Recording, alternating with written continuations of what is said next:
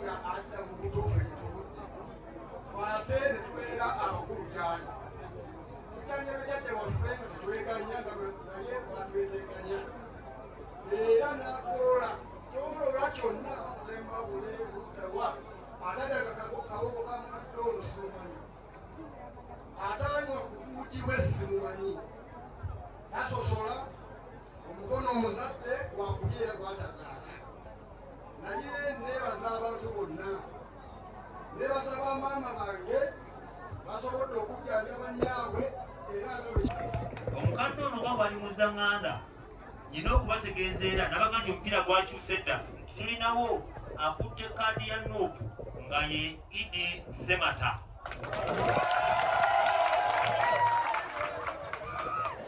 naye njagala okubategeeza mu ngeri y'enjawulo nti ate omukulu takulirwa ndeeta wano ayina Essondo Kaguta ajje omupiira ogulabe gukyuse nono yakwatidde bendera nono ayina bendera mukadde kano bwe tulinawo Pastor Agnes Namugenyi atuuse mu kifo kino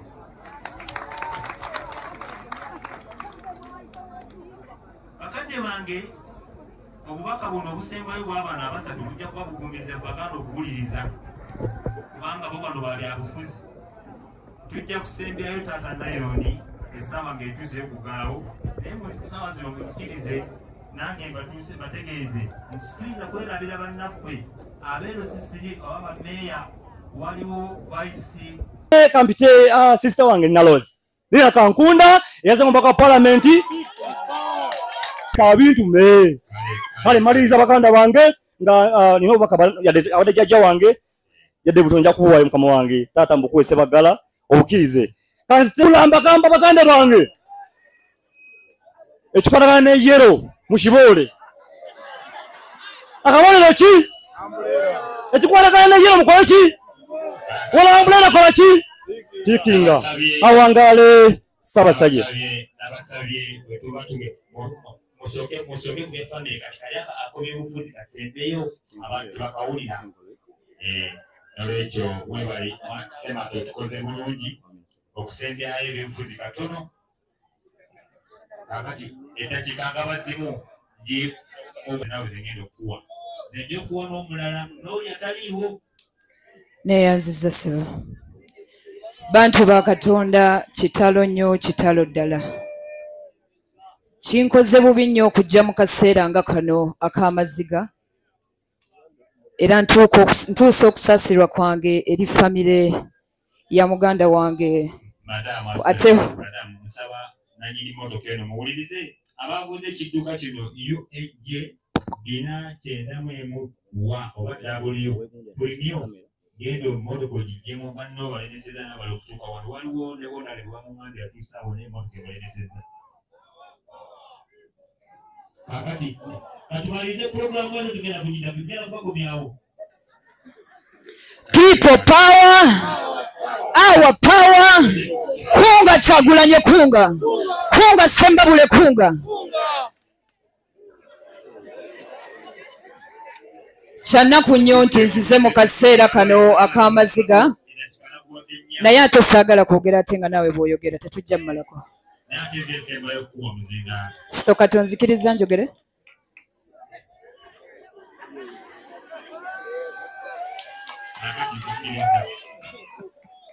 Bannassembabule tumanyikiddwa nga ab'omutima gw'eggwanga Uganda kuba ffensi ey'abalimi n'abalunzi naye mmanyi nti mu myaka 4 mu abakyasinze okunyigirizibwa nsaba guno omulundi gwe tufunye eno chansi gye tufunye tugikozese bulungi saagala kwogera bingi nnyo kuba nange nnumwa era nnumirirwako muganda wange ono era nsaba njogereko ku birungi ku mukadde ono ebbanga lye mbadde mpangala ne Ssematono aŋŋambye mukadde ono abadde mukadde wa kisa ate nga mugatta bantu so nsaba tubeeko kye tumuyigirako buli omu ali wano tubeere nga ffenna tubaako ne kyetumuyigirako ekirungi nti mazima ddala abadde muntu era nga mpagi luwaga mu Ssenvabule.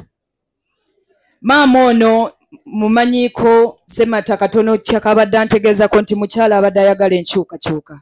Kinnumye nnyo okuba nga talabyeko ku Uganda empya. Kinnumyeko nga talabyeko ku bazzukulu be nga bakyusa Ssembabule eno. Kinnumye nti nze nange musanze ali wano nga sisobola mugamba nti maama kyonna kye mbadde ndi ensi ebweru eyo nzize nnwanirire ggwe. Nze obuyimbi bwange bwonna ebbanga lyonna mbadde nzija nga ntambula n'abantu so si waggulu w'abantu. Kitalo nnyo, kitalo ddala. Nsaba Katonda agumye famire eno. Nsaba Katonda atwongere obumu nga bannassembabule. Ebyobufuzi bireke twawula ate tumanye nti Katonda yasooka ate yasembayo mu buli kimu. Assalamu alaikum warahmatullahi wabarakatuh. Tumwongere engalo abaali.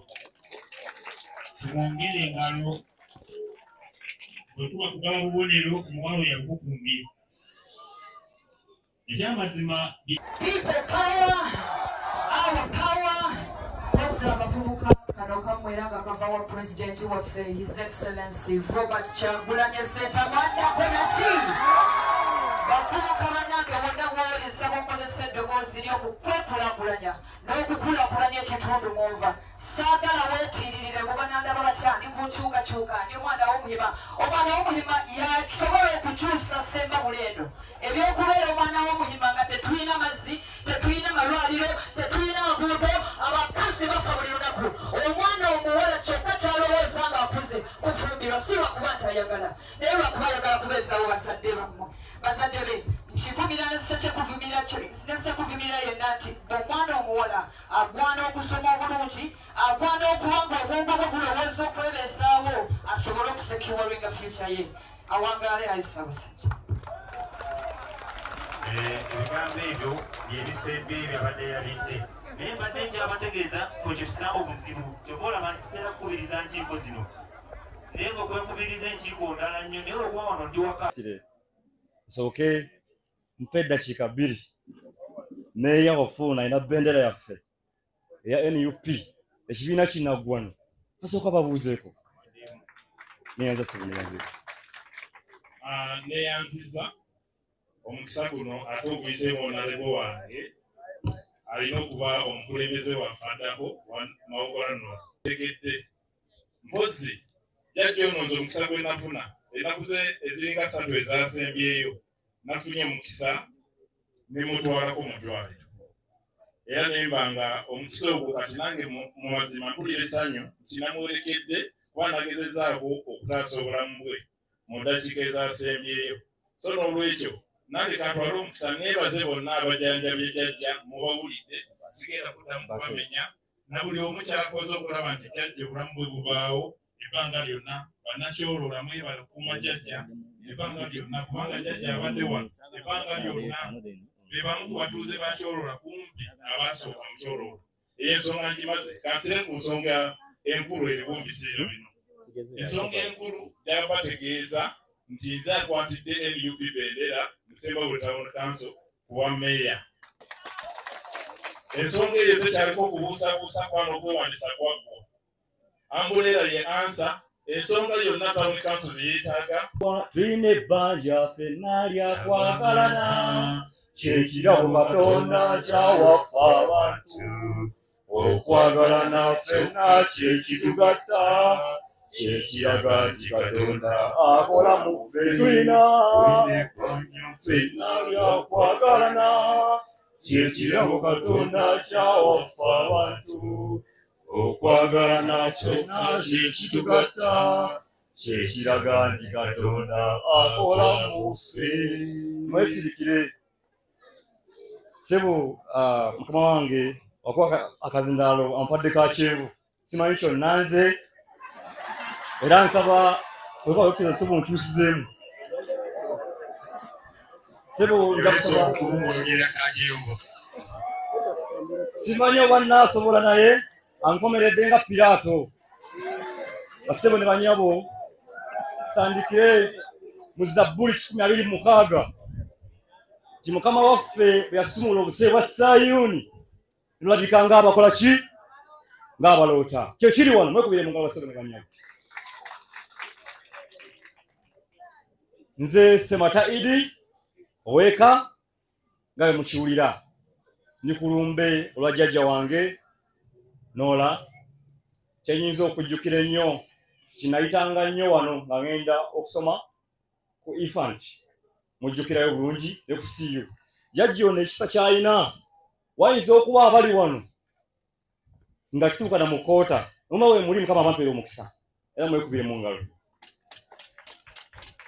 Omukyalo ono abadde wanjawulo mu bassebo ne bannyabo kyova olabanga n'abantu bangi abazze okukola ki okumuwerekera siwe kiri kituzaayo mu kawaayiro k'omukulu k'ayogedde ku Revelation 14 oba okubikulirwa mukujjukira bwagambye temujjukira abagambye nti kyonkola kyenkola ki kyebakola ki sebo tweyanziza obadde osaba osaye bulungi nnyo tujja kusaba Omukama akutwagalire nnyo mu nteekateeka eyo tusaba jjajja waffe Omukama muwe kimu eky'emirembe oba oli awo amusonyiwe ebyakola ki yamusobako byonna basebo ne bannyabo nali mukyala Kasande wano ng'agezaako okugamba nti tagala kwogera ku byabufuzi kati wandiyogedde ki oli mu kibiina ekimaze emyaka 40 emyaka 40 bagambye to protect gains basebo ne bannyabo kitegeeza okukuuma ebikoze eki ebifuniddwa mu kukivuunula protecting gains abantu nga basiba mu makomera nga tulina ddagala malwaliro abakazi 2 ku statistics nga bafa nga bazaala buli lunaku mumagala kujja mukuuma ebyo protecting gains kyemwogerako basebo ne bannyabo bazza kuuma ebikola ki ebiriwo naye nga income capacity omuntu sente zafuna olunaku kyetutegeeza ziri ku 3 ku average basebo ne bannyabo basajja batwavuwazza nnyo wano batufuze bubi tujja kubasonyiwa babuwira tugenda bakolimira mujja kufa nga muzunga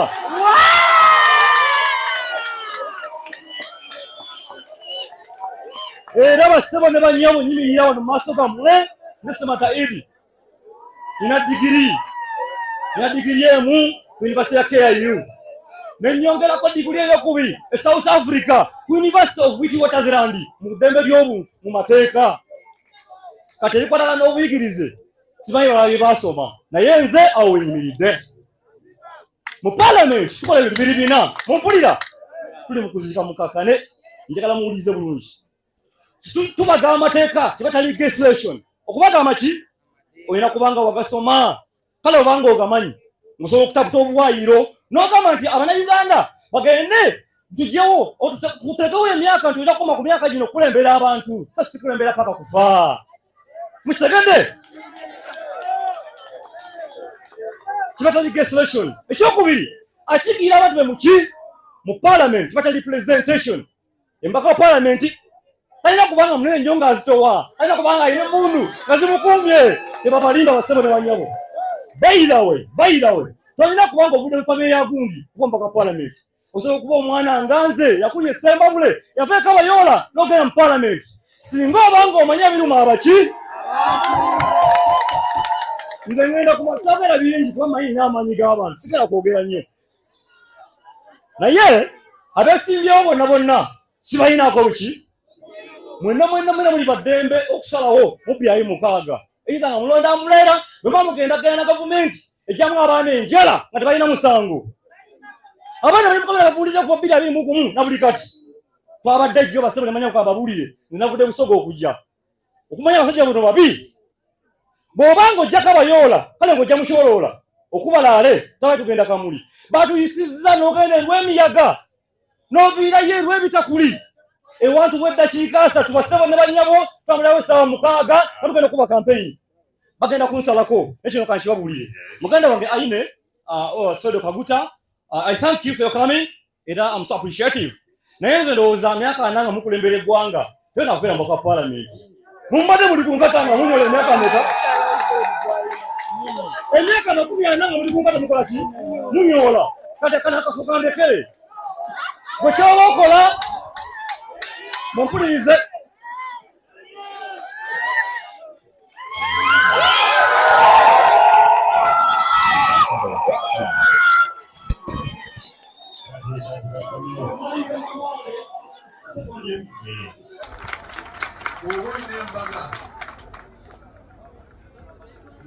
Nambaga ya mukwano gwo ya mwana wo tosobola kuleeta ate bino ebyaffe byetulimu. So mwanyinasi ne muganda wange nsanyusa okubalaba, temufaayo muyingidde mu reesi ojja kulaba ebiriyo.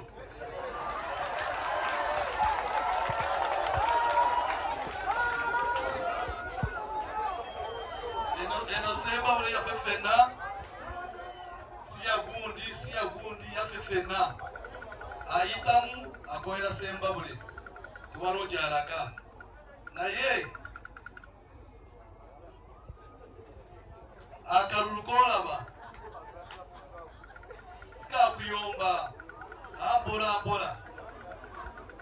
So n'olwekyo naye nsanyusa okubalaba, mwebale ate mwebale nammwe okusalawo ne mwesimba. Kirungi kubanga mbeera n'ekirowoozo ekyo. Maybe nze kyensobola okulenyamu katono line gye muyiseemu obudde bukyaliyo. Leka tusooke tulabe. Omanyi omwana bw'aba ng'akula tosobola kumulabira ku myezi 5 n'omugamba tandika oyogere. Olina kumuleka akule mpola, ayogere, atambule, atandike essomero, then akule afuuke musajja oba omukazi omukulu. So n'olwekyo kambe nga mukula enaali naye ng'ebatereereza then obudde bunaatuuka mutye.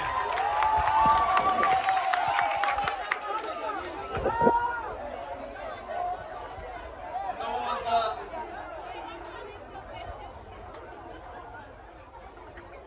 mubadde wano nga mwogera ku malwaliro, mwogera ku ki, naye essaawa eno NRM yajja mu buyinza nga population ya Uganda bali bantu miliyoni 10, naye nga tuli miliyoni abantu 50. So kitegeeza kibwebanga abantu bafa ate abo bavuddewa, nakyo ekyo ekiriko katubere nga tukola ki, nga tusiima. Naye ebyo obudde bwe bunaatuuka ne tugenda ku byalo byaffe tujja kubyogererayo ebyo byonna. Naye Mzee Ssebaagala njagala kusinga okubeera mukwano gwange, weewale okumbikira omukadde ate nensiima Mukama ono nampa akadde enzija wano nange okumusiika. Kituufu ku nsi kuno tewaliwo ayagala omuntu okuva mubulamu bw'ensi, naye bw'oleba Ssebaagala n'abaana abalala abali wano bakyali bato, kiba kibi ate Ssebaagala okulekako omukadde. Naye kiba kirungi omukulu omwana okulaba nga omukadde we amujanjaba bw'ava mubulamu bw'ensi n'amuziika, naye kiba kibi omukadde ate gw'okumulekako. So wano tuli mu maziga, naye ate nja kwewawo kasitolo k'eddakiika emu yokka nga ngenda kwasa taata wange yali akaddiye, ne nsaba Katonda nti nyamba oleke taata wange abeerewo ku mbaga yange. Mukama n'akinkolera, naye bwe yatandika okulwala ne ngamba naye Mukama wandimulese